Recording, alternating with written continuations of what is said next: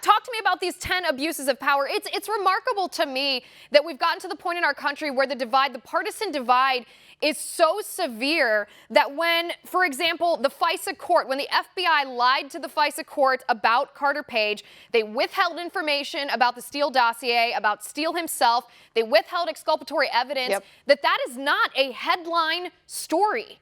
And it's so funny. I mean, you even have Hillary Clinton, who's still a little, excuse me, butthurt that she lost in 2016, still trying to point the finger at collusion. She tweeted out today, oh, you know, for high crimes and misdemeanors. But that's the thing, Hillary, and every other Democrat that's, you know, might be watching today. There are no crimes associated with this impeachment, the fourth impeachment that will end up happening in American history. With Richard Nixon, you can actually point to crimes that he committed. Bill Clinton, crimes that he committed. They haven't been able to line up any specific crimes or prove any crimes that Donald Trump committed.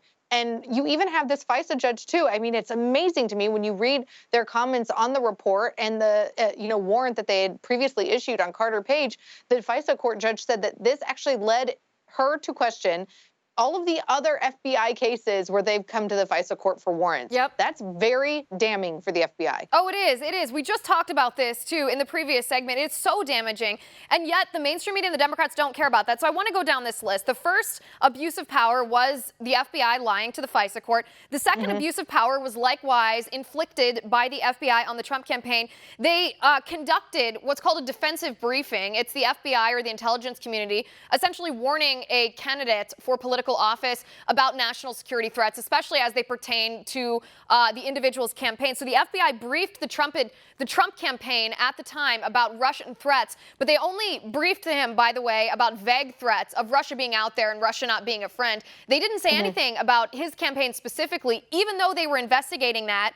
And instead they call it an investigation, but as of course Bill Barr said last week, it's, you know, you would consider it spying, right? If somebody came into your office and served as a producer and worked on your campaign and pretended to be one of you, but in the meantime they were sending back information to the FBI, I think the average American would consider that being spied on. Of course, because that's the normal definition of the word. And not only that, I mean, they masked this person. They sent a person from the investigation Crossfire Hurricane and had that individual agent do the briefing so that he could look at the actions and the reactions of President Trump to the information to see if that information was pertinent to their investigation. If that isn't an abuse of power, I don't know what is.